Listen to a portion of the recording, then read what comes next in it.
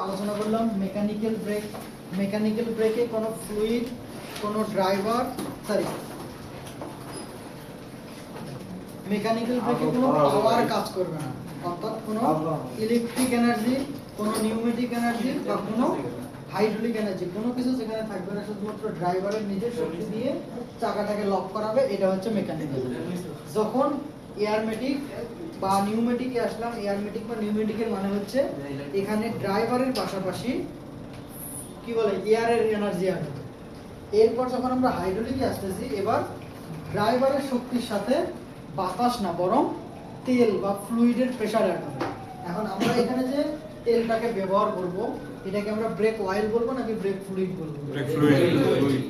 আমরা ফ্লুইড এবং অয়েল এইটার একটা ডেফিনেশন এর আগে ক্লিয়ার হয়েছিলাম যে আসলে কাকে আমরা অয়েল বলবো আর কাকে ফ্লুইড বলবো। অয়েল আমরা সেই সকল জিনিসকে বলবো যেগুলো পিচ্ছিল করে, কোনো জায়গার মাঝখানে ঘর্ষণ হবে, এই ঘর্ষণটাকে কমানোর জন্য লুব্রিকেটিং এর কাজ করে, যেটা হচ্ছে অয়েল। আর ফ্লুইড বলবো যেখানে আসলে শক্তির একটা ব্যাপার থাকে, যেমন আমাদের গাড়িতে চাকার শক্তি মানে কি করবো, আমি ড্রাইভারের প্যাডেলের শক্তিটাকে এক জায়গা থেকে আরেক জায়গায় নিয়ে গিয়ে চাকাকে লক করবো। তার মানে এখানে ব্রেক ফ্লুইডটা এক জায়গা থেকে আরেক জায়গায় যায় এবং শুধু যায় না বরং ড্রাইভারের শক্তিটাকে চাকা পর্যন্ত পৌঁছে দেয়। তাহলে এই যে পৌঁছে দেওয়ার কাজ করতেছে, যার কারণে এরা ব্রেক ফ্লুইড। এবার আমরা ট্রান্সমিশন ফ্লুইড পাইছিলাম, পাওয়ার স্টিয়ারিং ফ্লুইড পাইছিলাম। তাহলে এই ধরনের ফ্লুইড মানে হচ্ছে যেখানে প্রেসার। এবার আমরা প্রতিবারের মতো এবার আলোচনা করবো যে আসলে এখানে কি কি কম্পোনেন্ট আছে এবং কম্পোনেন্টগুলো কিভাবে কাজ করে। আমাদের প্রথম কাজ লেখা হাইড্রোলিক ব্রেক সিস্টেমের কম্পোনেন্ট। আমরা সবাই শুরু করি, 1 নম্বর লিখব। আচ্ছা, হাইড্রোলিক ব্রেক সিস্টেমকে কাকে বলে এটা লেখেন। লেখেন লেখেন যে ব্রেক সিস্টেমে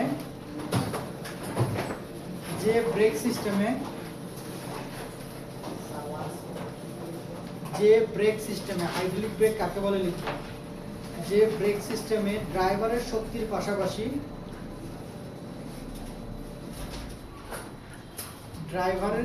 পাশাপাশি ফ্লুইডের শক্তি যুক্ত হয়।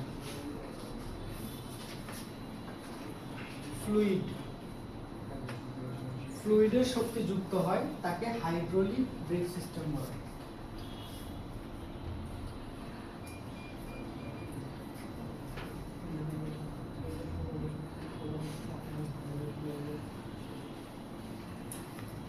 হাইড্রোলিক ব্রেক সিস্টেম বলে।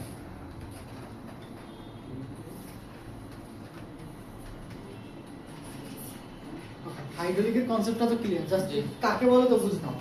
এবার আমি যদি ভিতরে না গিয়ে একটু পূর্ণভাবে আলোচনা করি, আচ্ছা এয়ার ব্রেক আর হাইড্রোলিক ব্রেক কোনটা ভালো? দুইটা দুই জায়গার জন্য এটা স্যার ডিপেন্ড করে আপনি কিসে লাগাবেন।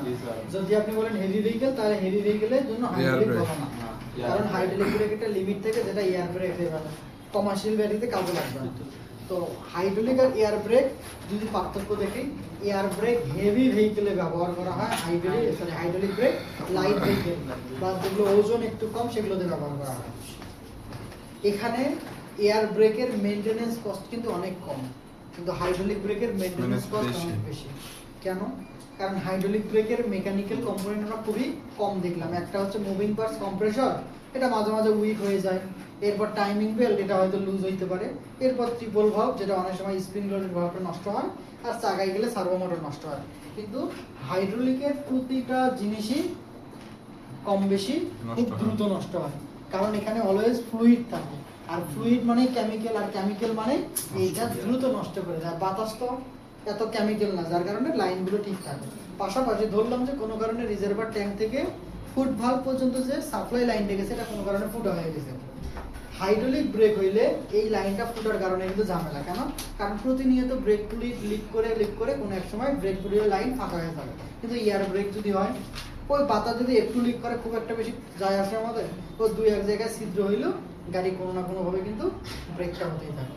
তো যার কারণে এই গাড়িতে প্রবলেম দেখা মাত্রই সলিউশন করতে হবে। আর এয়ার ব্রেক আপনি চাইলে আরও কিছুদিন চালায় যেতে পারেন। এই জন্য মোট কথা এয়ার ব্রেকের মেইনটেনেন্স কস্ট কম, হাইড্রোলিক ব্রেকের মেইনটেনেন্স কস্ট অনেক বেশি।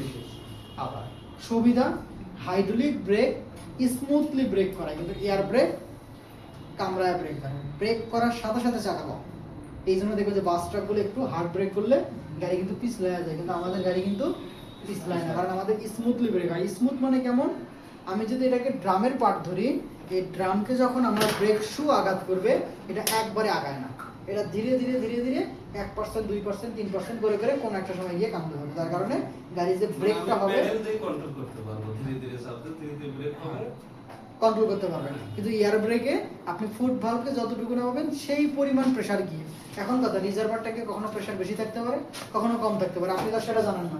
আপনি যখন একটু খুলছেন বেশি শক্তি গিয়ে চাকা হার্ড ব্রেক হয়েছে, অথবা কম শক্তি গিয়ে চাকা স্লো হচ্ছে, যার কারণে এই জিনিসটা আমাদের আসলে হাইব্রিড গাড়িতে বা হাইব্রিড গাড়িতে না। যদি বুঝে থাকেন পার্টটা, এবার আমরা একটু নোট করব। আমি যেভাবে বলি এইভাবে সিপিইউ অনুযায়ী লাগবে। প্রথমে আমরা লিখব brake pedal, break pedal,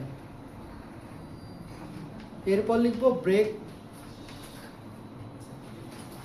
pedal, লিখছেন পুশ রড, হ্যাঁ ব্রেক প্যাডেলের পরে লিখব push rod, push rod, brake pedal push rod দুইটা লেখার পরে লিখব ব্রেক বুস্টার, যেটা এয়ার ব্রেকে আমরা সার্ভো মোটর বলছিলাম সেটা এখানে বুস্টারই বলবো।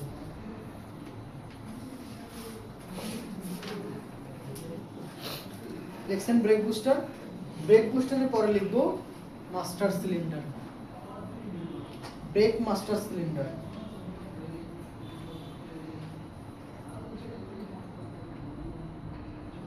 মাস্টার সিলিন্ডারের পরে লিখব ব্রেক ফ্লুইড,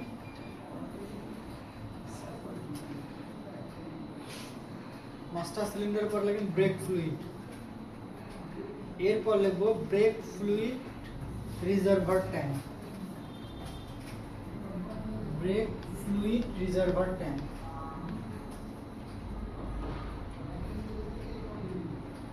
ফ্লুইড লাইন, এরপর ফ্লুইড লাইন,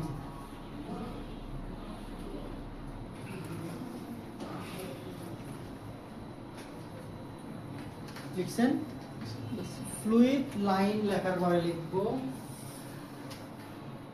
মাঝ বরাবর ভাগ দেন, ওই প্রথমবারের মতো আবার মাঝ বরাবর লাইন দেন। এক পাশে লিখব ড্রাম ব্রেক, আর এক পাশে লিখব ডিস্ক ব্রেক, ড্রাম ব্রেক এবং ডিস্ক ব্রেক, মানে এর উপর পর্যন্ত ড্রাম ডিস্ক দুটোতে কমন জিনিস থাকে, কিন্তু এরপর থেকে ভাগ হয়ে যাবে। ড্রাম ব্রেকে কিছু আলাদা আলাদা জিনিস এবং ডিস্ক ব্রেকে কিছু আলাদা আলাদা জিনিস। ড্রাম ব্রেকের পাশে লিখব wheel cylinder, wheel cylinder,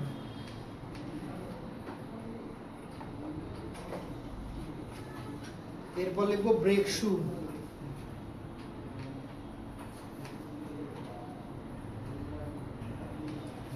return spring, return spring,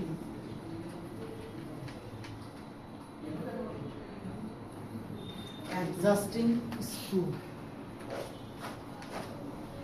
adjusting screw, এগুলো সবগুলো এবার আমরা ক্লিয়ার হব। এটা কিন্তু এয়ার ব্রেকেও লিখছিলাম কিন্তু পড়িনি, কিন্তু এবার আমরা শুধু পড়বো না, লিখবো না বা শিখবো না, এগুলো আমরা খোলা ফিটিংও শিখবো। কালকে আমরা কিভাবে ড্রাম ব্রেক খুলতে হয় লাগাইতে হয় ক্লিয়ার হব, কিভাবে ডিস্ক ব্রেক খুলতে হয় লাগাইতে হয় ক্লিয়ার হব।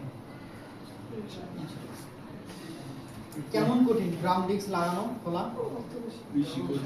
আমাকে আপনি 10 মিনিট সময় দেবেন, আমি আপনাকে ড্রামও লাগানো শিখাবো, ডিস্কও লাগাতে হবে। আসলে এগুলো হয় কি, যখন চিনি না, জানি না, বুঝি না, তখন জটিল লাগে। আপনি মনে করেন আমি বললাম যে ওয়ান ব্যাংকে গিয়ে 1 লাখ টাকার কাছ থেকে ভাঙা টাকা নিয়ে আসেন, আপনি কোনোদিনই জানেন কেমন লাগবে, এবং আপনি টানা 3 দিন গেছেন, এবার 4 নম্বর বার যাচ্ছেন, কাউকে কিন্তু বেল দেবেন না, আচ্ছা টাকা নিয়ে গিয়ে। কিন্তু প্রথমবার যখন যাবেন দেখবেন যে ওর কাছে গেলে বা কি বলে, এর কাছে বলে বা কি বলে, ঠিক এইরকম। তো এখানে যখন আমরা ক্লিয়ার হবো, ওয়ার্কশপে গিয়ে দেখবেন যে এগুলো আসলে কিচ্ছু না, এসব ডাল ভাত, ডাল ভাত বলেও বলবে পান্তা ভাত। ওকে, অ্যাডজাস্টিং স্ক্রু লিখছেন, এরপর লাগেন লক, শুধু লক। এই লক হচ্ছে আমরা ব্রেক শুগুলোকে আটকায় রাখি। লিখছেন? এবার কি লিখছেন এগুলো একটু আমি পরিচয় করে দিই। যা লিখছেন সব এখানে আছে। কি কি লিখছি স্যার? প্রথম লিখছি wheel cylinder. This is wheel cylinder. এই হুইল সিলিন্ডার কিসের মাধ্যমে কাজ করবে? একটু আগে যে ডেলিভারি লাইন দিয়ে আপনি মাস্টার সিলিন্ডার থেকে তেল নিয়ে আসলেন, এখন কথা এটা ঢুকবে কিভাবে? এই যে দেখেন পিছনে একটা পাইপ আছে এবং এই পাইপটা ঠিক মিডলে লাগছে। আচ্ছা, এখানে পাইপের পাশাপাশি আরেকটা ছোট্ট পয়েন্ট আছে না, this is air bleeding line. এই দিক দিয়ে আমরা এয়ার ব্লিডিং পাই। আপনারা খুব ভালো বোঝেন। এই যে হুইল সিলিন্ডার, হুইল সিলিন্ডারের পরে দুই পাশে দুইটা আমাবাসা সাবের মতো ব্রেক শু আছে। এই ব্রেক শুর এক পাশে লাগানো আছে হুইল সিলিন্ডারের সাথে, আরেক পাশ লাগানো আছে দুইটা লক। এখন কথা, এই লক মানে যে আমার এই শুটা নাড়াচাড়া করবে না, বিষয়টা এমন না। এই লক মানে হচ্ছে এটা ধরে রাখবে কিন্তু এটা ইজিলি নড়তেও পারবে। যেমন আমাদের হাতের কবজি, এটা ধরে আছে আবার নাড়াচাড়াও করতে পারবে। ভিতরে তো স্প্রিং আছে না? হ্যাঁ, এই যে একটা ছোট স্প্রিং আছে, স্প্রিং এ পর আসতেছে এইটার মতো। তাহলে এটা কি করতেছে? এই দুইটা জিনিসকে জয়েন্ট রাখছে, আবার নাড়াচাড়া করতেছে। ঠিক এই রকম একটা পয়েন্ট, এখানে এই দুইটা নড়াচড়া করতে পারবে। আশাপাশি এটা খুলতে যাতে না আসতে পারে, এই জন্য এটা কাজ করবে। এখানে দুইটা ছোট পয়েন্ট থাকে, একটু যদি দেখাই। ওই যে নিচের স্যার, এই যে এটা আছে। এই যে দেখেন এখানে ছোট একটা গোল পয়েন্ট আছে না, এই গোল পয়েন্টটা ওখানে গিয়ে এই স্প্রিং এর সাথে লাগে, অর্থাৎ স্প্রিংটা ধরে রাখে।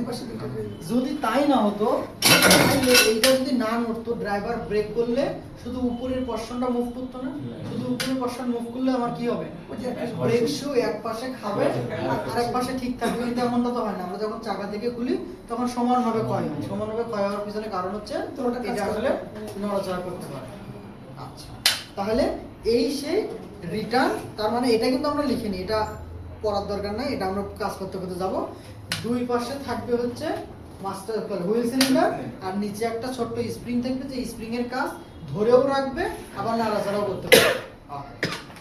এই যদি হিসাব হয়, এরপর আমরা কি লিখছিলাম? Adjusting screw. Adjusting screw. এই এটা কি ব্রেক? ড্রাম না ডিস্ক? ড্রাম ব্রেকের একটা বিশেষত্ব আছে, মাথায় রাখেন। এটা আজই বলতেছি, আজই প্রথম আজই শেষ, কিন্তু সারা জীবন মনে রাখতে হবে। ড্রাম ব্রেক ম্যানুয়ালি অ্যাডজাস্ট আর ডিস্ক ব্রেক অটো অ্যাডজাস্ট। মানে কি?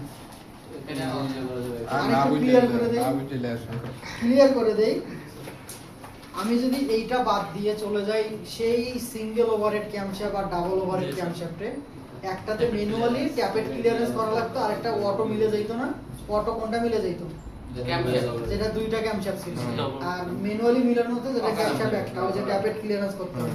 ঠিক এখানে অ্যাডজাস্ট করতে হয় ম্যানুয়ালি, কিন্তু ডিস্ক ব্রেকে আর ম্যানুয়ালি অ্যাডজাস্ট করার প্রয়োজন নেই। Disc brake auto adjust. মানে এখানে অ্যাডজাস্ট আসলে কি সেটা আগে বোঝা যায়। এটা আমার ব্রেক ড্রাম, ব্রেক ড্রাম থেকে ব্রেক শুর মাঝখানে গ্যাপটা অনেকটা বেড়ে গেছে না? কেন বেড়ে গেছে?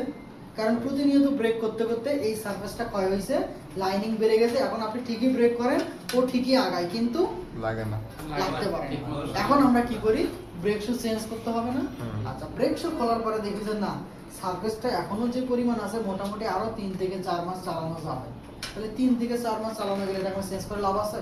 তাহলে আমার ইউজ করতে হবে। এখন আমরা কি করি? এবার আমি আপনাকে যদি প্রশ্ন করি, যেমন আমাদের এখানে একজন গেস্ট আছে, আমরা গেস্ট কি অবস্থা?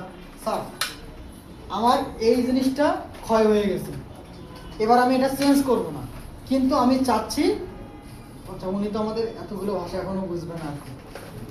আচ্ছা, আমরা আমাদের এটা বুঝবো, আমি আগেও আচ্ছা, ও তাহলে তো ঠিক আছে।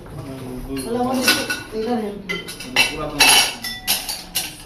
আমার এটাকে আমরা বলি ড্রাম অ্যাসেম্বলি, আর এটা হচ্ছে ড্রাম। ঠিক, এটা হচ্ছে পেট, পেটের ভিতরে আছে নাড়িভুঁড়ি, এই যে সব একদম ঢেকে দিলাম। এটা যখন ঢেকে দিচ্ছি ঘুরতেছে না, তার মানে চাকা ঘুরতেছে, কিন্তু ব্রেক করলে আসসালামু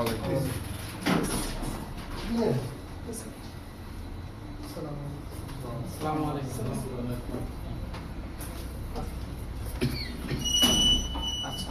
এইটা যদি আমার চাকা হয়, তাহলে চাকা ঘুরতেছে, এবার আপনি ব্রেক করতেছেন, আগে ব্রেক হইতো কিন্তু এখন ব্রেক হচ্ছে না।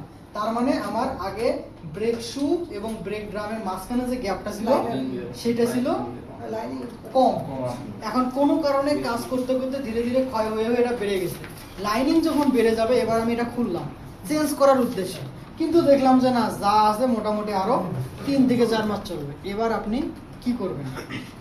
ব্রেক লাইনিং নাম আপনার অর্থাৎ হয় চেঞ্জ করব, অথবা যে গ্যাপটা ছিল সেই গ্যাপটা একটু কমানোর চেষ্টা করব। এখানে যেটা আমরা করি, আমরা তো চেঞ্জ করবো না, প্রথমেই ক্লিয়ার করলাম চেঞ্জ করবো না, কারণ আরো 3 মাস চলবে। তার মানে এটাকে আমার একটু বাড়ানোর ব্যবস্থা করতে হবে, অর্থাৎ মাঝখানের গ্যাপটা কমাইতে হবে। তো এই কমানোর জন্য আমরা ইউজ করব এখানে থাকা একটা ছোট্ট গিয়ার। এখানে একটা ছোট্ট গিয়ার দেখা যাচ্ছে না? এই গিয়ারটাকে আমরা বলি অ্যাডজাস্টিং গিয়ার বা অ্যাডজাস্টিং একটু